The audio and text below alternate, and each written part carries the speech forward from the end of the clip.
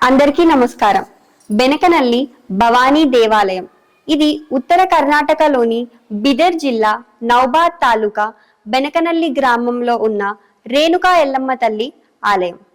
భారతదేశాన్ని మనం దేవతల ఊరిగా పిలవచ్చు. ఎందుకంటే ప్రతి ఊరికి ఒక తల్లి ఉంటుంది. ఒక్కో ఊరికి ఒక్కో పేరుతో ఒక్కో గ్రామ దేవత. గ్రామ దేవతలు దేవతా స్వరూపం. ప్రతి ఊరికి ఒక తల్లి ఉంటుంది. ఆమె పేరే గ్రామ దేవత. గ్రామ దేవతలంటే గ్రామాలకు రక్షకులుగా భావించబడే స్త్రీ దేవతామూర్తులు. వీరు గ్రామ పొలిమేరల్లో వెలిసి స్థానికుల చేత ప్రత్యేక పూజలను అందుకుంటారు. గ్రామ ప్రజలు ఆ ఊరి యొక్క ఆరోగ్యం, శాంతి, భద్రత మరియు పంటలు, వ్యాధి నివారణల కోసం ఆ తల్లిని పూజిస్తారు. గ్రామ ప్రజలు గ్రామ దేవతను తల్లి మాతృదేవతగా భావిస్తారు. ప్రజల జీవితం కర్మలతో సంబంధం కలిగి ఉంటుంది. గ్రామంలో ఏ వ్యాధి వచ్చినా, చెడుఘటన జరిగినా గ్రామదేవత కోపగించినట్టుగా భావించి గ్రామదేవతను శాంతపరచడానికి పూజలు, బోనాలు, జాతరలను నిర్వహిస్తారు. సత్యయుగంలో భూలోకంలో బ్రహ్మదేవుడు సృష్టించిన కొందరు ఋషులలో భృగు మహర్షి ఒకరు. ఆ వంశంలో జన్మించిన వారు శక్తిశాలులు, తపస్సుపరులు. ఆ వంశంలోనే ఒక మహా తపస్వి జన్మించాడు. ఆయన పేరే జమదగ్న మహర్షి. జమదగ్నుడు అత్రి మహర్షి వంశస్థుడు. తపస్సుతో యజ్ఞాధిక్యంలో ప్రసిద్ధి చెందినవాడు. ఆయన భార్యే రేణుకాదేవి, ప్రసన్న వనమతి రాజు కుమార్తె. రేణుకాదేవి చిన్నప్పటి నుండే పవిత్రతకు ప్రతీక, దేవశక్తి యొక్క అంశం. ఈమె భర్త జమదగ్నుని సేవలో పతివ్రతా ధర్మంలో పరమమైన స్థాయికి చేరింది. సత్యయుగంలో దేవతలు, ఋషులు, దానవులు మూడు లోకాలలో కూడా సమతుల్యత కొరవడింది. అసుర శక్తులు పెరుగుతున్నాయి. భూభారం తట్టుకోలేక భూమాత బ్రహ్మదేవుడి దగ్గరకు వెళ్ళింది. బ్రహ్మదేవుడు ధ్యానంలో లీనమై శివశక్తి అనుగ్రహంతో ఒక సంకల్పం చేశారు. స్త్రీ రూపంలో ఒక పవిత్ర శక్తి అవతరించి పతివ్రతా ధర్మం, తపస్సు, భక్తితో ప్రపంచానికి ఆదర్శమవ్వాలి. ఆ సంకల్పంతోనే రేణుకాదేవి జన్మించనుంది. ప్రసన్న వనమతి రాజు మహా దానశీలి, విశ్వాసపరుడు, సత్యవ్రతపరుడు. ఈయన రాజ్యం మహేంద్రపురం చాలా సుసంపన్నమైన రాజధాని. ఇక్కడ నివసించే ప్రజలు సత్యం, ధర్మం, దానం, త్యాగం అనే 4 స్తంభాల పైన జీవించేవారు. రాజు భార్య పేరు మూర్తిమతి లేదా మాతృదేవి అని పురాణాలు చెబుతున్నాయి. వాళ్ళిద్దరికీ సంతానం లేదు. రాజు, రాణి ఇద్దరు తపస్సు చేసి అగస్త్య మహర్షిని సంప్రాప్తించారు. అగస్త్య మహర్షి వారితో ఇలా అన్నారు: మీరు గృహస్థాశ్రమంలో భక్తితో ధర్మంగా ఉన్నారు. స్వయంగా దేవీ శక్తి మీ గర్భంలో జన్మిస్తుంది.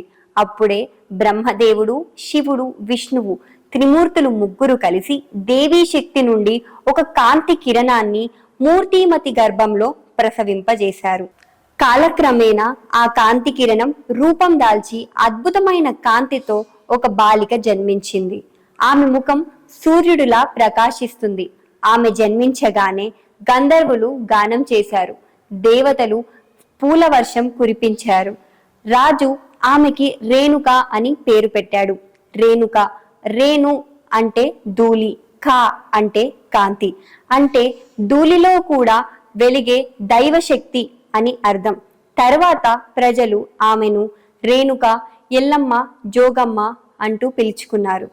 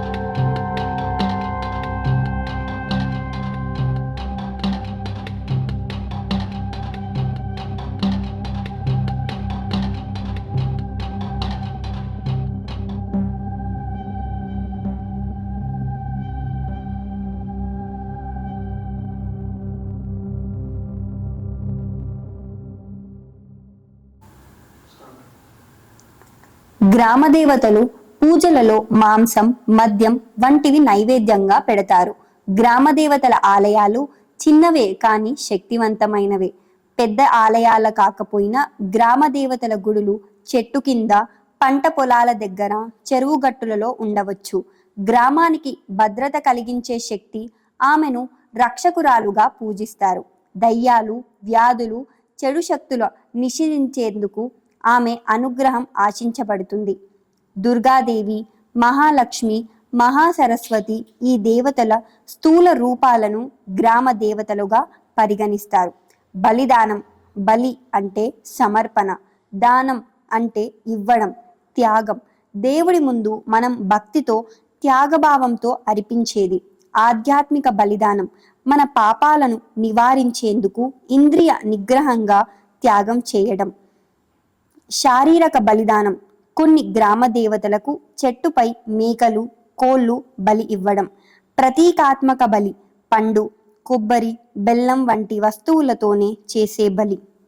రేణుక చిన్నతనంలోనే అద్భుతమైన గుణాలు చూపించింది. తపస్సు, జ్ఞానం, సేవ అనే 3 గుణాలు సహజ సిద్ధంగా ఉన్నవి. పశువులు, పక్షులు, మనుషులు అందరి పట్ల సమానమైన ప్రేమను చూపేది. గంగాజలం పట్ల అపారమైన భక్తి కలిగి ఉండేది. అగస్త్య మహర్షి వద్ద వేద మంత్రాలు, స్త్రీ ధర్మాలు నేర్చుకుంది.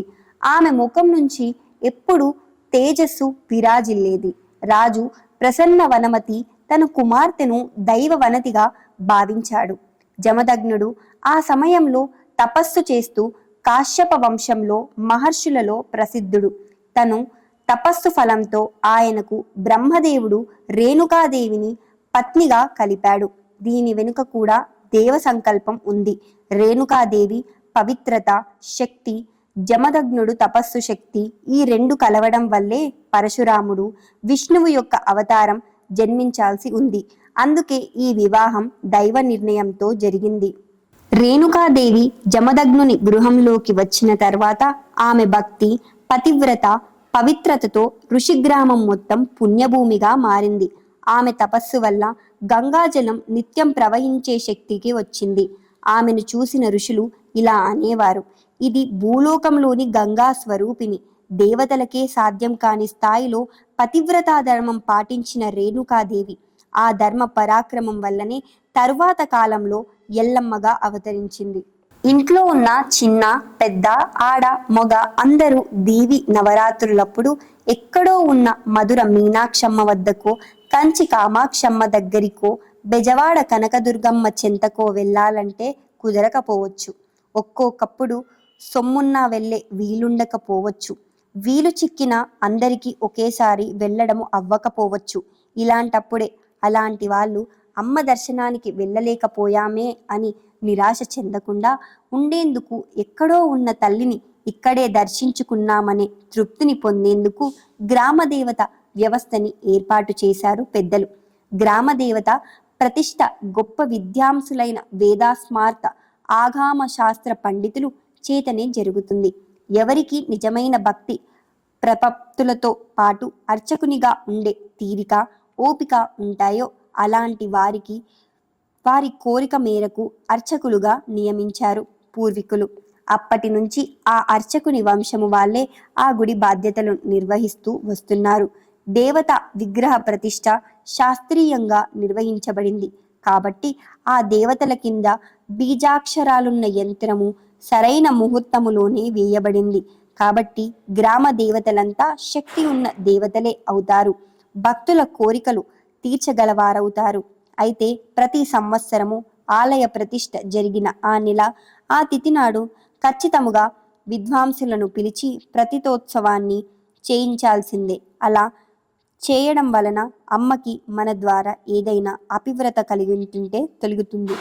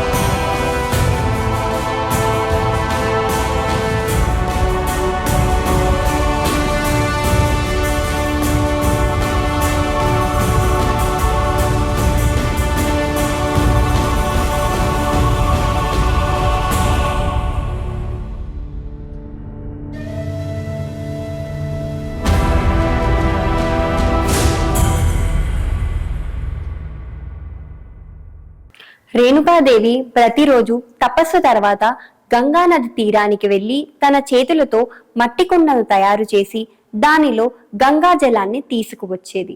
ఆ కుండ ఎప్పుడు పగిలేది కాదు. ఎందుకంటే తన మనస్సు పవిత్రతతో ఏకాగ్రతతో నిండి ఉండేది. ఆ కుండ విరగకపోవడం ఆమె ఆత్మశుద్ధికి సంకేతం. ఒకరోజు రేణుకాదేవి గంగానది తీరానికి నీరు తేవడానికి వెళ్ళింది. అప్పుడు చిత్రరథ గంధర్వుడు ఆకాశంలో తన అప్సరసలతో ఆటలాడుతూ ఉన్నాడు. రేణుకాదేవి ఆ దృశ్యాన్ని ఒక్క క్షణం చూసింది. అప్పుడు తన మనసులో కొంత అలజడి కలిగింది. అంతే, ఆ క్షణిక భ్రమ తన పవిత్రతను, తపస్సును భంగం చేసింది. తన చేతితో చేసిన మట్టి కుండ వెంటనే చెదిరిపోయింది. తను తలదించుకొని తన ఆశ్రమానికి వచ్చింది. కానీ జమదగ్న మహర్షి తన యోగ దృష్టితో ఆ విషయాన్ని గమనించాడు. రేణుకాదేవిని పాపి అని భావించాడు. తన కుమారులను పిలిపించి రేణుకను పవిత్రతను భంగం చేసినందుకు శిక్షించమని కోరాడు.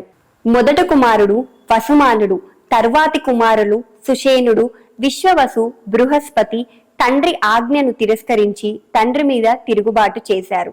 జమదగ్నుడు వారిని శపించి, మీరు మీ ధర్మాన్ని మర్చిపోయారు, మీరు మూర్ఖులుగా పుడతారు అని శపించాడు. అప్పుడు చిన్న కుమారుడు పరశురాముడు తండ్రి ఆజ్ఞను ధర్మంగా భావించి తల్లిని వధించాడు. తన తలని కోసి తండ్రి వద్దకు తీసుకువచ్చాడు. జమదగ్నుడు అప్పుడు సంతృప్తి చెందాడు. తన భక్తికి మెచ్చి తనని ఆశీర్వదించాడు. అప్పుడు పరశురాముడు తనని ఒక వరం అడిగాడు. జమదగ్నుడు తన ధ్యానంలో లీనమై తన తపస్సు ఫలితంతో రేణుకాదేవికి మళ్ళీ జీవమిచ్చాడు. తను మళ్ళీ పునర్జన్మను పొంది దేవీ శక్తి రేణుకా ఎల్లమ్మగా ప్రసిద్ధి చెందింది.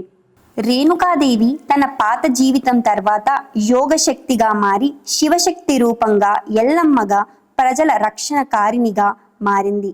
ఆమెను జోగమ్మ, రేణుకమ్మ, ఎల్లమ్మ అని భక్తులు పిలుస్తారు. తపస్సుతో, త్యాగంతో, భక్తితో నిండిన స్త్రీ శక్తికి ప్రతీకగా ఆమె నిలిచింది. రేణుకాదేవి మనకు నేర్పినది పవిత్రత అంటే కేవలం శరీర ధర్మం కాదు, మనస్సు స్థిరత్వం, త్యాగం, ధర్మం, భక్తి ఇవే స్త్రీ శక్తి సారం. ఆమె ఎల్లమ్మగా, ప్రజల రక్షికిగా నేటికి భక్తుల మనసులో నిండుగా వెలుగుతుంది. రేణుకాదేవి ప్రసన్న వనమతీరాజు కుమార్తె. రాజవంశం నుండి అవతరించిన ఆమెలో దేవీ శక్తి తత్వం నిక్షిప్తమై ఉంది. ఆమె జన్మ కారణం దేవతల సంకల్పం. భూమిపైన స్త్రీ శక్తికి ప్రతీకగా నిలవడం. ఆమె జీవితం పవిత్రత, తపస్సు, పతివ్రతా ధర్మానికి ఒక సజీవ ఉదాహరణ. వేదకాలంలో స్త్రీ దేవతలు కేవలం దేవతల సతీమణులు కాదు, సృష్టికి ప్రాణాధారం.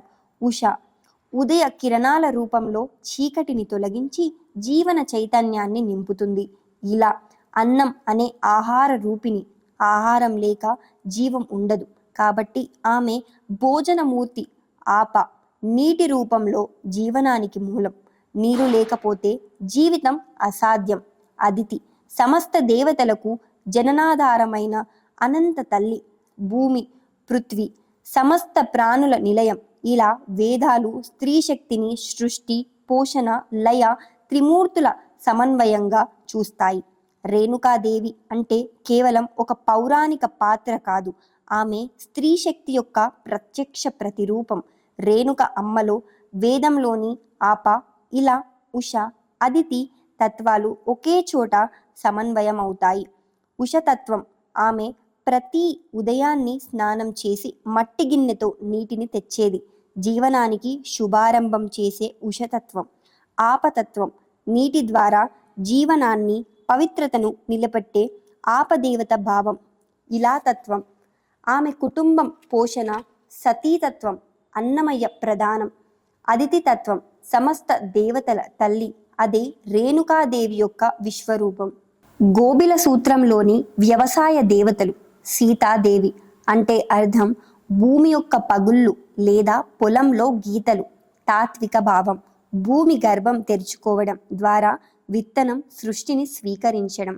వేదతత్వంలో సీత అనేది శ్రద్ధ, ఫలప్రదమైన స్త్రీ శక్తికి చిహ్నం. రామాయణంలోని సీత కూడా ఇదే భూమి తత్వానికి రూపం, భూమిదేవి పుత్రి. ఆశాదేవి అంటే అర్థం ఆశ, ఆకాంక్ష, ఫలపరచే శక్తి. తాత్వికంగా రైతు విత్తనం వేసేటప్పుడు భవిష్యత్తు పైన ఉన్న విశ్వాసం. వేద భాషలలో ఇది ప్రజ్ఞాశక్తి. వ్యవసాయంలో ఆశ లేకుంటే పంట పెరగదు, కాబట్టి ఆశను దేవతగా పూజించారు. ఆరాధదేవి అంటే అర్థం పోషించే శక్తి, లేదంటే ఉష్ణతతో పెంపొందించే శక్తి. భూమిలో విత్తనం మొలకెత్తడానికి కావాల్సిన ఉష్ణం, తాపం, తేమ, ఆరాధతత్వం. సూర్యశక్తి, వర్షం, భూమి వేడి ఇవన్నీ ఈ దేవతకు ప్రతిరూపాలు. అనగా దేవి అంటే అర్థం పాపరహితమైనది, పవిత్రమైనది. తాత్వికంగా పంట పండినప్పుడు కృతజ్ఞతతో, స్వచ్ఛతతో చేసిన ఆరాధన. అనగా అనేది పరిపూర్ణత, పవిత్రత, ఫల సంపూర్ణతకు సంకేతం. వ్యవసాయ తత్వం వేద దృష్టిలో గోబిల సూత్రం చెబుతుంది.